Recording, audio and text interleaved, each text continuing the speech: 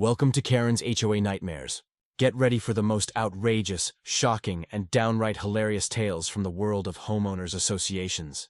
In today's story, in the peaceful neighborhood of Sunset Hills, Rebecca and I never imagined our HOA meeting would turn into a battle for justice. When HOA President Karen Whitfield demanded $250,000 from each household for landscaping, my wife, Brigadier General Rebecca Thompson Martinez, calmly refused.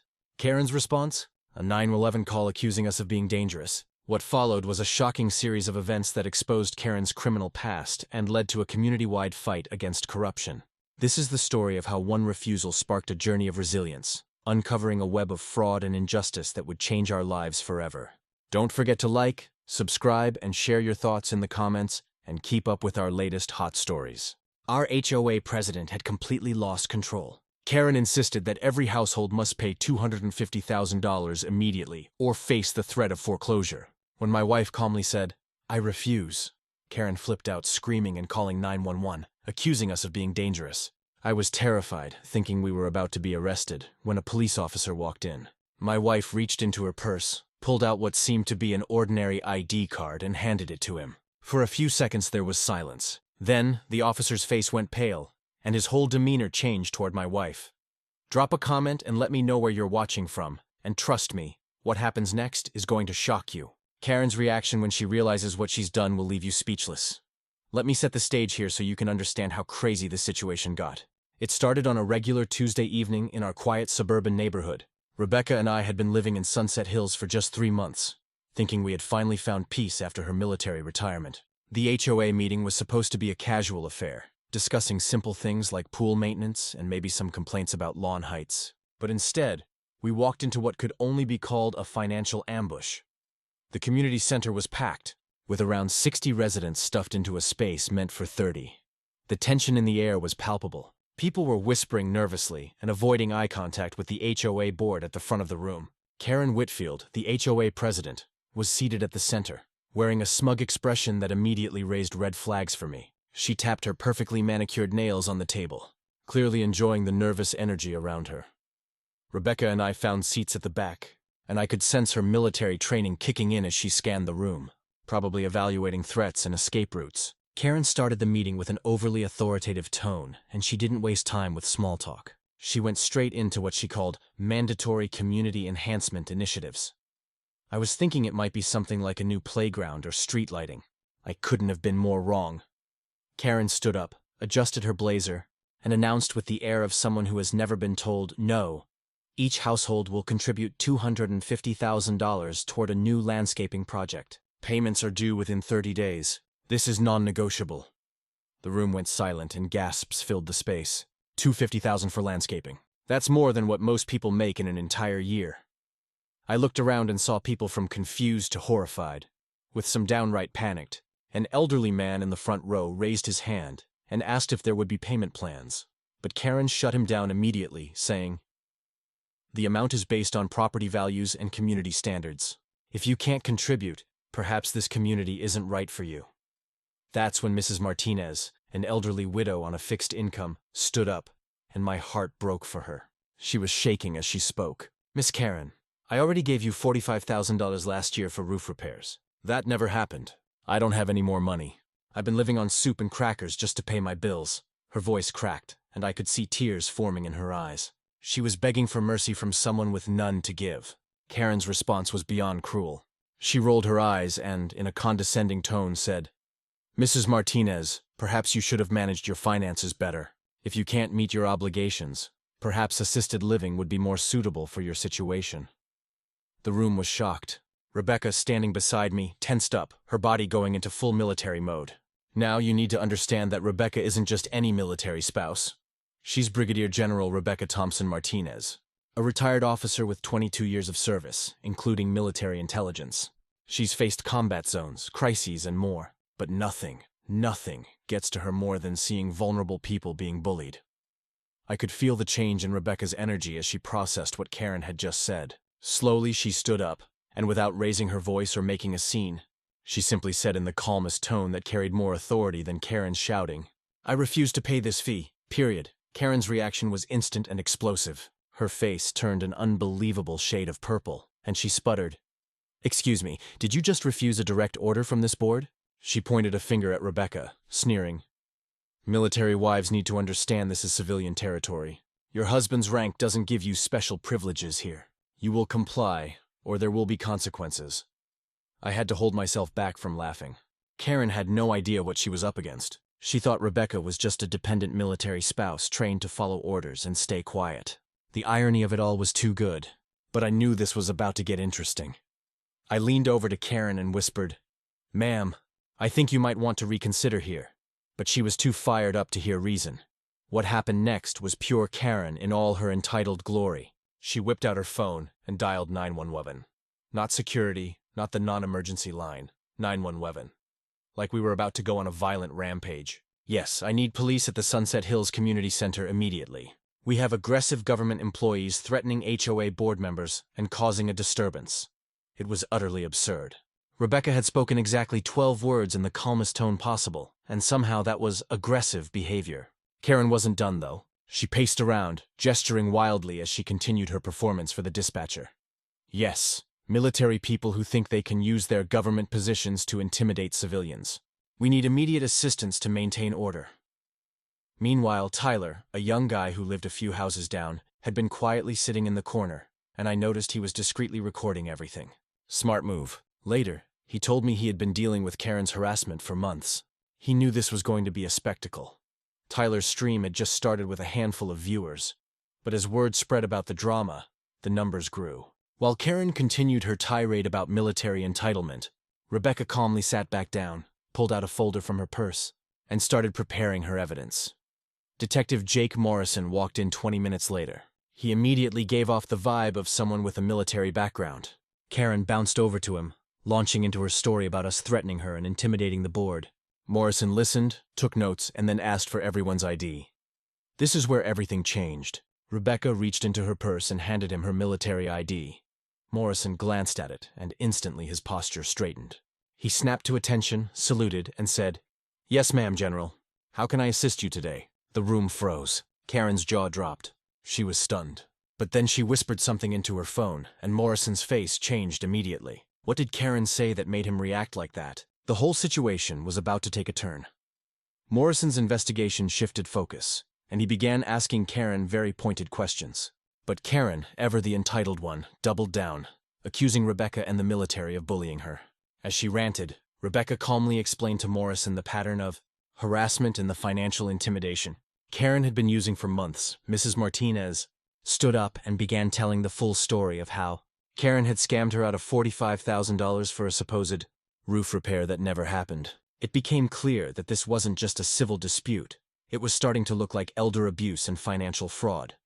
Tyler, still recording, had gained about 2,000 viewers. He had started a hashtag that was quickly gaining traction as more people shared their HOA horror stories. As the investigation deepened, the drama started unraveling, and Karen's perfect suburban life was about to come crashing down. I could see the position she was in. Better to suspend one teacher than deal with a community uprising orchestrated by a congressman's sister. Karen's next move showed just how well she understood psychological warfare. She started offering deals to non-military families in the neighborhood. Reduced assessments, delayed payment schedules, even complete exemptions for families willing to support her against the troublemaking military elements. She was deliberately fracturing our community along military versus civilian lines, using financial pressure to force neighbors to choose sides. Mrs. Martinez became an unexpected hero in this psychological battlefield. Despite Karen's intimidation tactics and offers of financial assistance if she'd recant her elder abuse claims, she refused to back down. "I may be old, but I'm not stupid," she told Rebecca and me when we checked on her. "That woman thinks she can buy my silence after stealing my money. She's got another thing coming." The determination in this elderly lady's voice was absolutely inspiring. Tyler's documentation became crucial evidence as Karen's harassment campaign intensified. His recording showed a clear pattern of behavior that went far beyond normal HOA disputes. Karen was systematically targeting military families with impossible standards, frivolous violations, and financial demands that were clearly designed to force them out. The footage of her literally measuring grass height with a ruler to issue citations for violations measured in fractions of inches was both hilarious and damning. Morrison called Rebecca with an update that made everything click into place. His investigation had revealed that 6 military families had been forced to leave the neighborhood in the past 3 years, each following an identical pattern of harassment. What made it even more suspicious was that all 6 families had sold their homes at below-market prices to the same real estate investment company, a company owned by Karen's ex-husband. She's been running a real estate scam, Morrison explained. Force out military families buy their houses cheap, then flip them for massive profits. The HOA fees she's collecting aren't going toward community improvements. They're funding her lifestyle while she systematically looted the neighborhood. Yet, the scope of Karen's criminal enterprise was staggering, and it explained why she was fighting so hard to maintain control. Rebecca's breaking point came during a confrontation at the grocery store that I'll never forget. Karen approached us in the produce section with this smug smile and started loudly complaining about military families who think they're above civilian law. "Some people need to learn that rank doesn't matter outside the military," she said, speaking loudly enough for other shoppers to hear. "Government employees who intimidate private citizens should face consequences." That's when my calm, controlled professional wife finally snapped. Rebecca turned around and faced Karen directly, and I could see 22 years of military authority radiating from her posture. "You picked the wrong veteran to mess with," she said, her voice carrying that command presence that made enemy combatants surrender. "I've dealt with terrorists and war criminals who were more honorable than you. You're about to learn what happens when you target American soldiers and their families." The grocery store went dead silent. Other shoppers stopped us and stared as these 2 women faced off between the tomatoes and lettuce. Karen's confidence cracked for just a moment, and I saw genuine fear flash across her face before her entitled rage reasserted itself. "Are you threatening me?" she shrieked. Everyone heard that this military person just threatened a civilian. But the other shoppers weren't buying Karen's performance anymore. Word had spread through the community about the HOA meeting. Tyler's recordings were being shared, and people were starting to connect the dots about Karen's behavior. An elderly gentleman stepped forward and said, "Lady, I saw the recording of what you said to that poor old woman. You should be ashamed of yourself." And other voices joined in supporting Rebecca and condemning Karen's treatment of Mrs. Martinez. Karen fled the grocery store in humiliation. But I knew this was far from over. She'd been publicly challenged and embarrassed, which would only make her more dangerous. That evening, Rebecca received a call that made both of us realize just how serious the situation had become. "Mrs. Martinez, what's wrong?"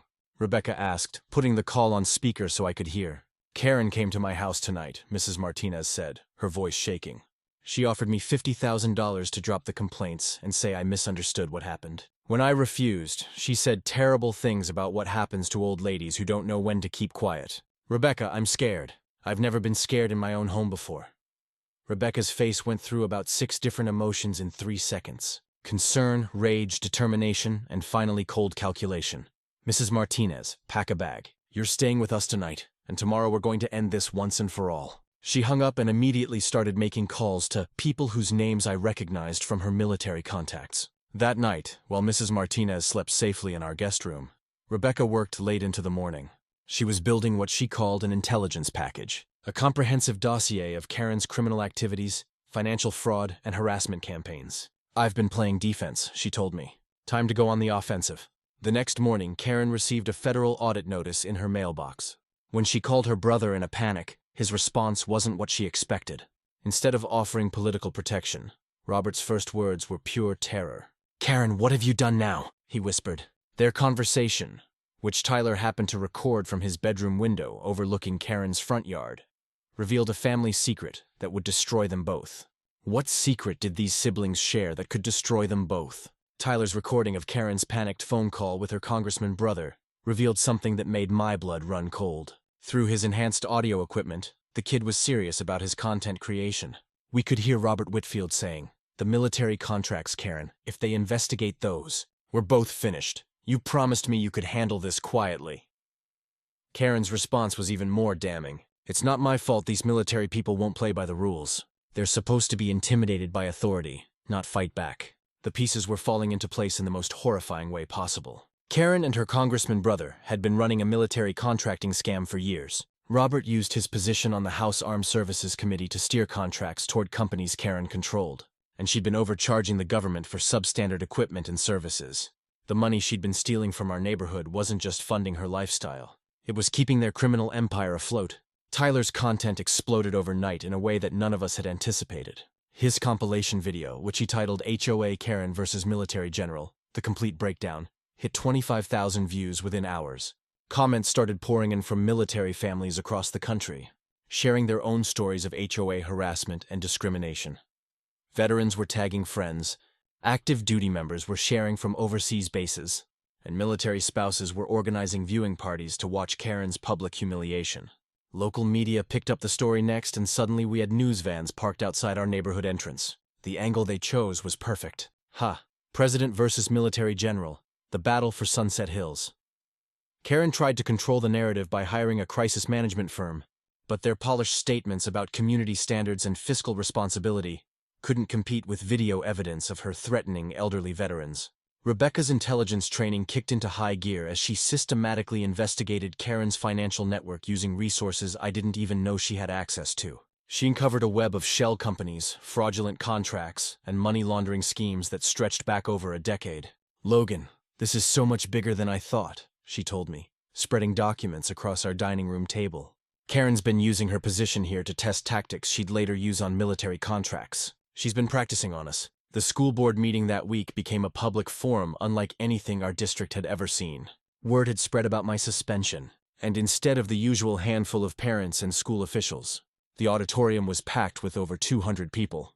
Military families, veterans, and community supporters filled every seat, and Tyler was live streaming the entire proceeding to his growing audience of 15,000 followers. Dr. Patterson tried to maintain order as she reviewed the complaints against me, but it quickly became clear that public opinion had shifted dramatically. Parent after parent stood up to defend my teaching methods and condemn Karen's harassment campaign. "Mr. Martinez didn't radicalize my daughter," said Own Mother. "He taught her to think critically and stand up for what's right. That's exactly what we need more of in our schools." Karen's damage control efforts were impressive in their sophistication. I'll give her that. She'd hired a professional public relations firm that specialized in crisis management for political figures. They crafted statements painting her as a dedicated community volunteer being targeted by an unhinged military couple with anger management issues. They even produced character witnesses who praised her commitment to neighborhood beautification and property values. But Tyler caught her in a moment of desperation that undid all her professional spin control. His camera was rolling when Karen was caught attempting to destroy HOA financial records behind the community center. She was literally feeding documents into a paper shredder while looking over her shoulder like a cartoon villain. "Oh my God, are you seeing this?" Tyler whispered to his live stream audience. "She's destroying evidence in real time." The financial evidence Logan had been uncovering painted a picture of systematic fraud that would make organized crime bosses jealous.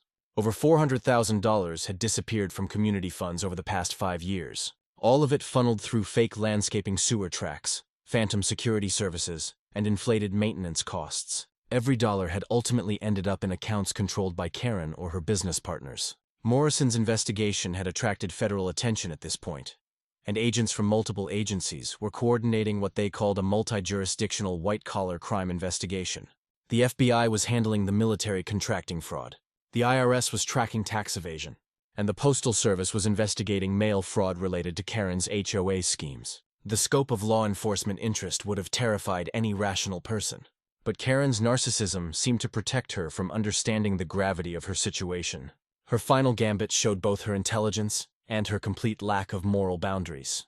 Karen announced an emergency HOA meeting to vote on dissolving the organization entirely. Her logic was brutally simple. If there was no HOA, there could be no investigation into missing HOA funds. She'd liquidate everything, distribute the remaining assets to homeowners, and disappear into the sunset with her stolen money legally protected.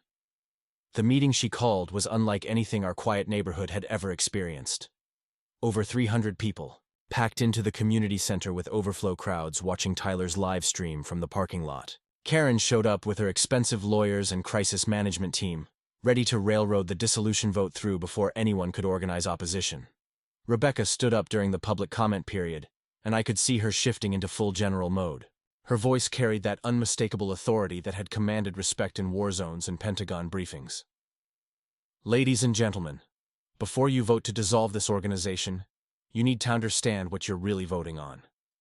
You're voting on whether to let a criminal destroy evidence and escape justice." She presented a PowerPoint presentation that was like watching a military intelligence briefing. Financial charts, timeline analysis, documented patterns of fraud.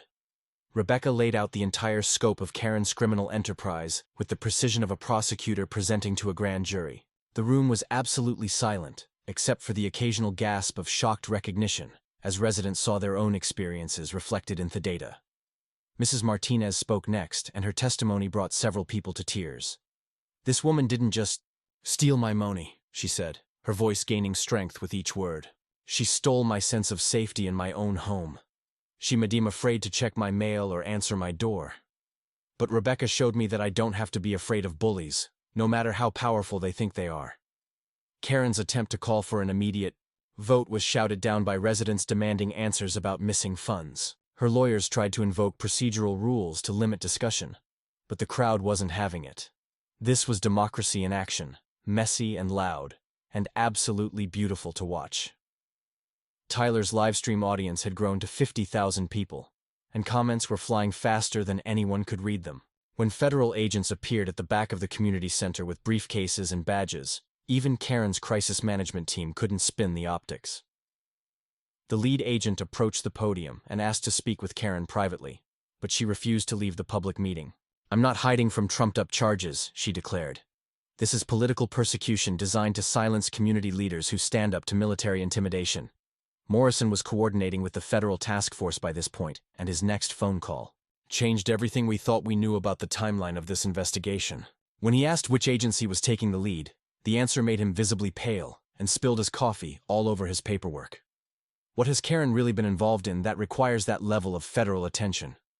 Morrison's coffee-spilling reaction was nothing compared to mine when he told us which federal agency was taking the lead on Karen's case. It wasn't just the FBI or IRS like we'd expected, it was the Department of Homeland Security, specifically their Counter-Terrorism Financial Crimes Unit.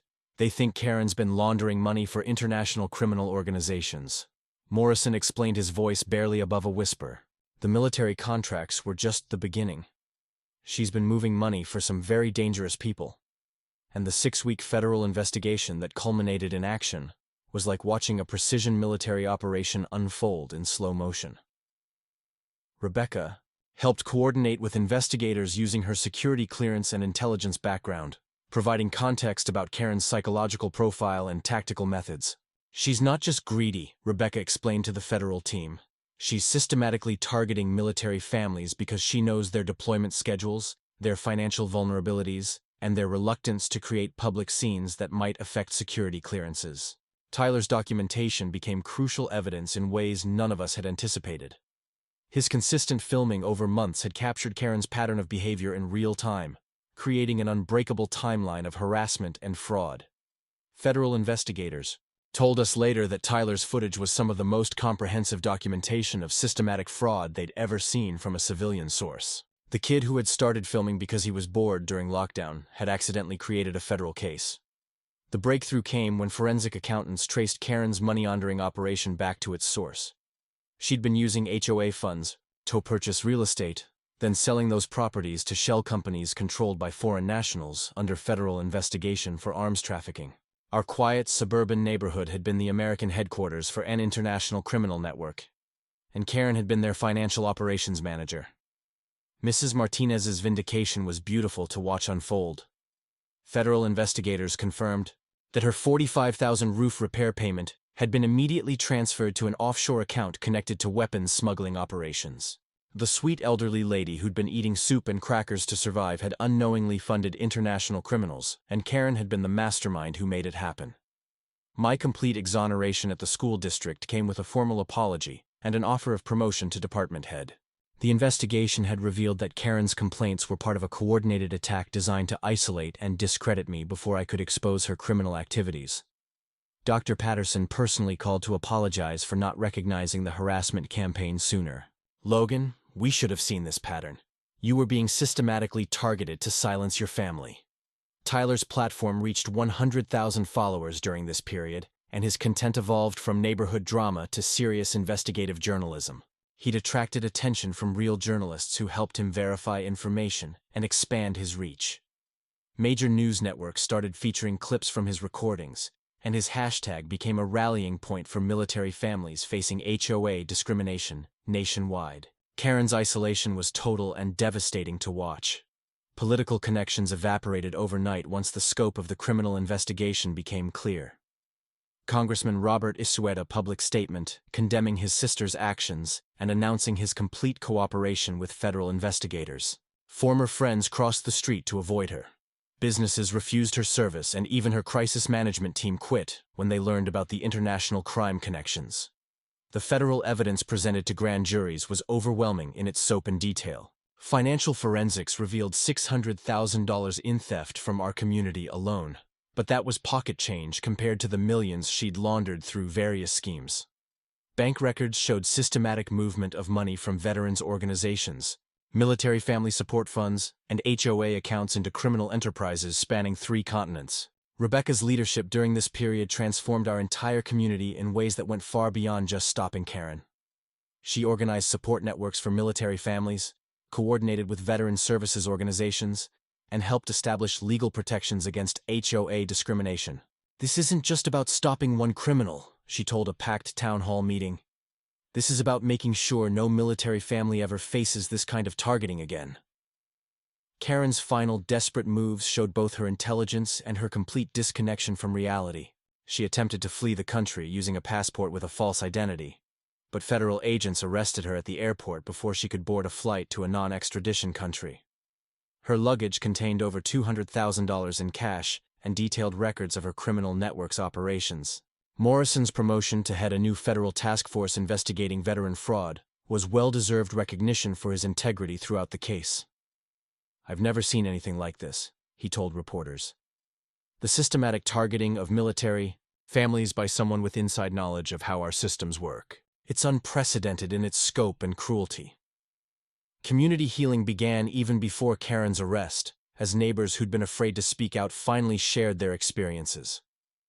Stories emerged of harassment, intimidation, and financial exploitation that painted a picture of domestic terrorism targeting American military families. The FBI later told us that Karen's psychological profile matched terrorists they'd studied. Someone who used fear and isolation to control and exploit vulnerable populations. Tyler's livestream during Karen's arrest drew over 200,000 concurrent viewers, making it one of the most watched real-time police actions in social media history. The footage of federal agents reading charges while Karen screamed about political persecution became instant viral content shared millions of times across platforms as an example of justice finally being served. The charges against Karen were staggering in their scope and severity. 18 federal felonies including money laundering, terrorism financing, elder abuse, mail fraud, wire fraud, conspiracy, and violations of the Foreign Corrupt Practices Act. The prosecution estimated that if convicted on all counts, she could face over 200 years in federal prison without possibility of parole. Karen's final public outburst as they led her away in handcuffs was captured on Tyler's stream and became the defining moment of her downfall. As federal agents guided her toward their vehicle, she turned to the crowd of neighbors and screamed something that made Rebecca freeze in shock. "You have no idea what you've done," she shouted.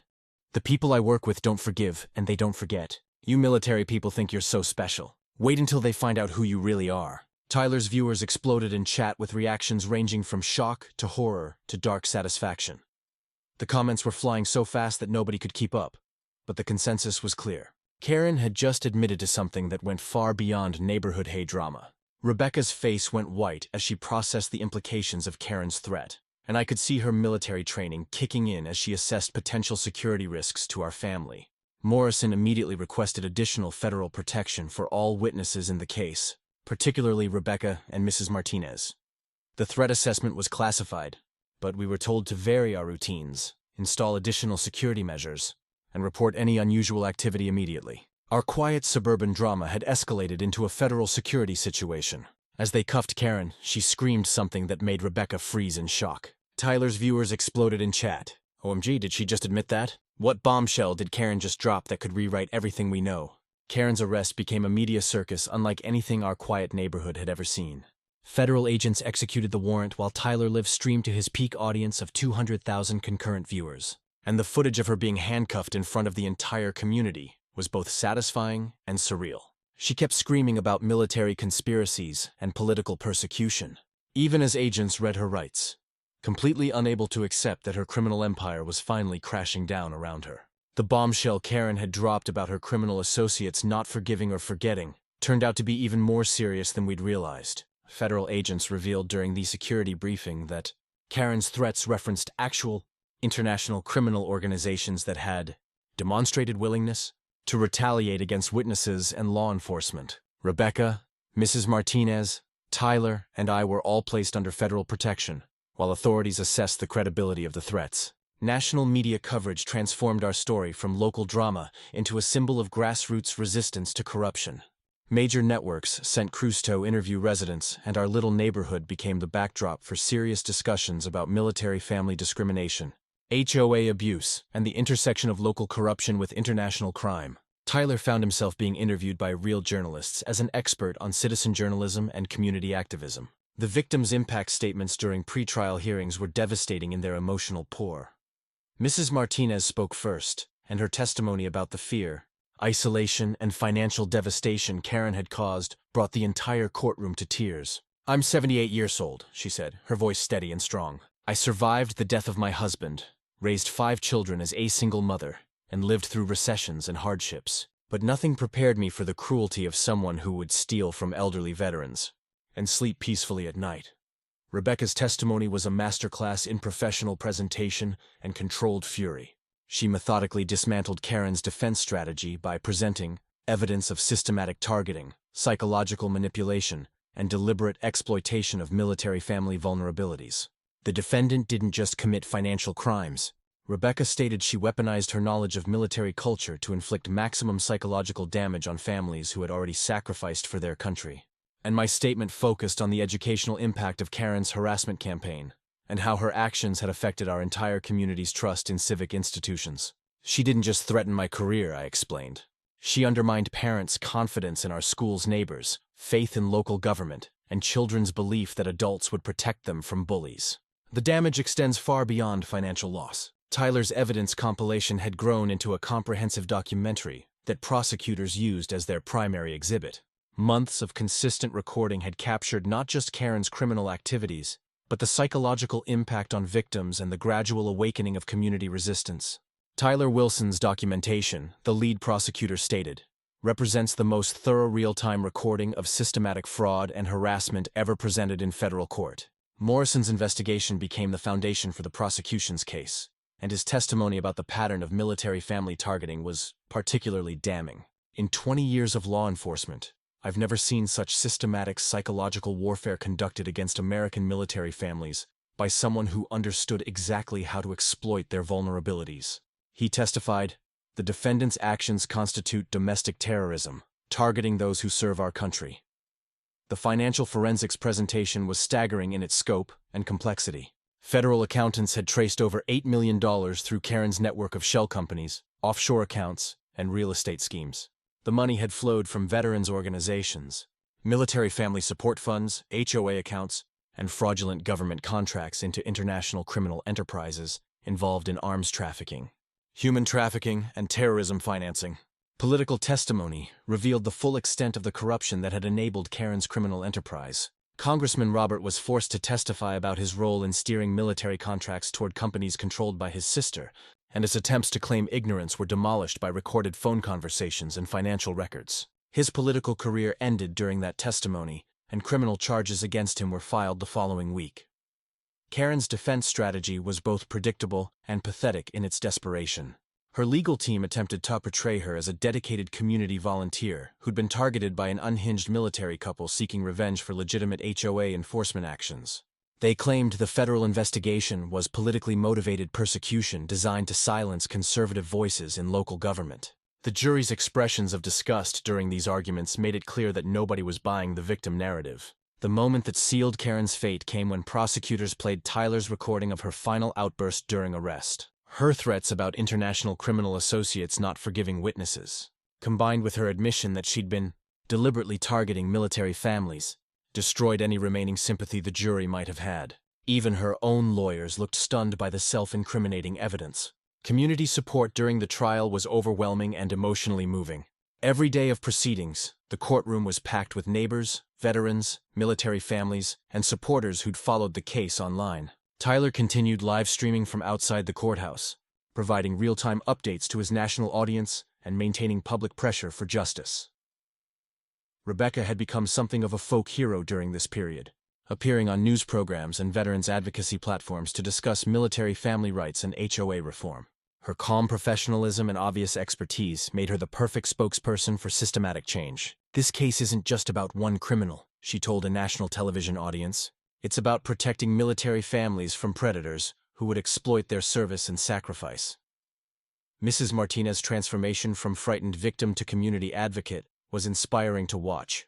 She'd started speaking at veterans events about elder fraud prevention and had become a powerful voice for holding local officials accountable. The dignity and strength she'd shown throughout the ordeal made her a symbol of resilience that resonated far beyond our neighborhood. Legal precedent was being established with every ruling in Karen's case. Federal judges were creating new frameworks for prosecuting systematic discrimination against military families, and civil rights organizations were using the case to push for stronger legal protections. Karen's criminal enterprise had inadvertently catalyzed a national movement for military family advocacy. The scope of victims who came forward during the trial was heartbreaking and infuriating.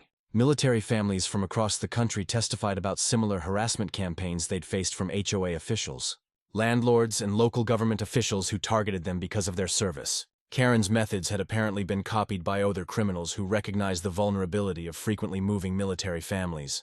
As the trial neared its conclusion, the prosecution presented evidence that Karen's criminal network had been planning to expand operations to other military communities across the country. Federal agents had intercepted communications discussing replication protocols for her harassment and fraud schemes, revealing that our neighborhood had been a test case for a much larger criminal enterprise. The jury deliberated for less than 4 hours before returning guilty verdicts on all 18 federal charges. Karen's face, when the verdict was read, showed a mixture of shock, rage, and dawning realization that her privileged life was over forever. The courtroom erupted in applause and tears of relief from victims and supporters who had waited years for justice.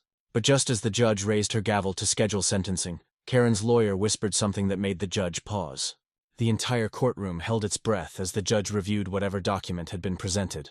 The tension was unbearable as we waited to learn what last-minute development could possibly affect Karen's fate. What last-minute revelation could possibly save Karen now or make her punishment even worse? The document that Karen's lawyer handed to the judge wasn't some last-minute plea for mercy. Oh no, it was something far more explosive. It was a full confession, detailing crimes that prosecutors hadn't even discovered yet. I'm sitting there in the courtroom holding Rebecca's hand, watching the judge's face go from confusion to absolute horror as she read through this thing. Karen had apparently decided that if she was going down, she was taking her entire criminal network with her.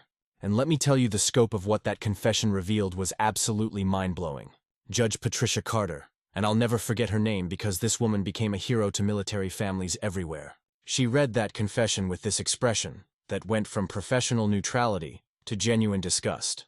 Turns out Karen hadn't just been stealing money and harassing military families for kicks. She'd been using her HOA position to gather intelligence about our deployment schedules, security clearances, and classified project assignments, then selling that information to foreign governments. Our neighborhood HOA president had been running a freaking espionage operation disguised as suburban civic engagement. The sentencing hearing turned into something I never could have imagined when this whole nightmare started. Judge Carter delivered this scathing condemnation that addressed not just the money Karen stole from Mrs. Martinez and the rest of us, but the fact that she'd literally committed treason. The defendant has betrayed not just our local community, Judge Carter said, her voice carrying the weight of absolute moral authority, but potentially every military installation and operation that her victims were connected to. I got chills listening to those words, realizing how close we'd all come to having our security compromised by this woman's greed and hatred. When Judge Carter announced Karen's sentence, 25 years in federal prison without possibility of parole, plus complete asset forfeit, the courtroom absolutely erupted. People were crying, cheering, hugging strangers, and Tyler's live stream chat was moving so fast it looked like digital confetti. I watched Karen's face crumble as the reality hit her that her privileged life was over forever. 25 years. She'd be in her late 70s when she got out, assuming she lived that long. Justice had been served in the most comprehensive way possible, but the consequences didn't stop with Karen. Oh no. This thing had tentacles that reached all the way to Washington. Congressman Robert got convicted on related charges and sentenced to 12 years in federal prison. The mighty Whitfield political dynasty built on corruption and exploitation was completely destroyed. Congressional investigations revealed that their schemes had enabled actual security breaches that put American military personnel at risk for over a decade.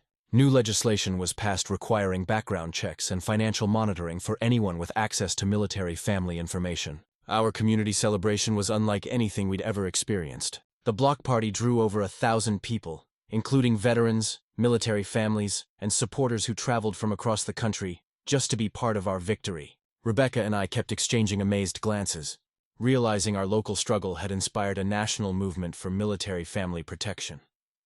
Mrs. Martinez was our guest of honor, and when this 78-year-old woman got up to speak, there wasn't a dry eye in the crowd. "I learned that age doesn't matter when standing up for what's right," she said, her voice strong. "Rebecca showed me that we don't have to accept bullying from anyone, no matter how powerful they think they are. Sometimes the most important battle is fought in your own backyard." The standing ovation lasted 5 minutes, and even grown Marines were wiping away tears. Rebecca's nonprofit, Military Family Shield, was now operating in 12 states, helping families facing HOA discrimination, landlord harassment, and financial exploitation. Major veterans organizations were throwing their support behind her work, and she had congressional sponsors lined up for new protective legislation. "Karen's crime showed us vulnerabilities we didn't know existed," Rebecca explained to a reporter. "Now, we're working to make sure no military family faces this kind of targeting again." My promotion to superintendent gave me the chance to implement district-wide programs on civic engagement and standing up to corruption. We created a curriculum using our case as a model for community organizing and grassroots resistance. Students across the district were learning that ordinary citizens could hold powerful criminals accountable when they worked together with determination and solid evidence. Some even asked if they could interview us for their government class projects. Morrison's promotion to lead the new Federal Military Family Protection Task Force was well-deserved after everything he'd been through with us. His work now identified over 50 similar criminal operations targeting military communities. The Martinez case opened our eyes to a whole category of crime we hadn't recognized, he testified to Congress. Watching him on C-SPAN speaking about our neighborhood drama in the halls of power was surreal. Tyler's platform exploded to over 500,000 subscribers, and he became a leading voice for citizen journalism and community accountability. Major news organizations featured his work as a prime example of how ordinary people could expose corruption, using nothing but smartphones and determination. He also trained other activists in documentation techniques and legal evidence gathering, turning our accidental victory into a replicable strategy for fighting local corruption. The financial justice aspect was deeply satisfying. Complete asset forfeit from Karen's criminal enterprise funded restitution for all victims, plus compensation for emotional distress and security expenses. Mrs. Martinez didn't just get her stolen $45,000 back. She received enough additional compensation to ensure a comfortable retirement in a beautiful senior community, with garden views and 24-hour security. Watching her pack up to move into her new home with dignity restored was one of the most emotional moments of this entire experience. The national legislative impact of our case was extraordinary. The Military Family Protection Act bossed with overwhelming bipartisan support, creating federal protections against discrimination and severe penalties for anyone who targets military families for exploitation. Civil rights organizations called it the most significant advancement in military family rights in decades. Our little neighborhood HOA drama had literally changed federal law. Karen's final prison interview was a fascinating study in narcissistic delusion and complete lack of accountability. Even facing 25 years in federal prison, she continued claiming that she was the victim of a military conspiracy and political persecution. "I was serving my country by identifying security risks," she told reporters. "Military people think they're above the law and someone has to hold them accountable." The interviewer's expression was priceless, a mix of professional objectivity and barely contained incredulity at her victim narrative. The psychological evaluation for sentencing revealed the truth about Karen's motivation, and it was exactly what Rebecca had suspected from the start. Karen admitted her crimes were driven by revenge against the military institution that had dishonorably discharged her for stealing from soldiers. "Officers like Rebecca get praised, while people like me get blamed," she said. "I wanted to prove they're not special, that they're just as vulnerable as anyone." The pettiness of it was breathtaking. Our community transformation became the lasting legacy of our fight against Karen's criminal empire. We evolved from isolated families into a tight-knit community that actively looked out for each other and resisted corruption. New HOA leadership operated with complete transparency, Financial records posted, online meetings live-streamed, and major decisions required community input. We had permanent safeguards against the kind of abuse Karen had perpetrated.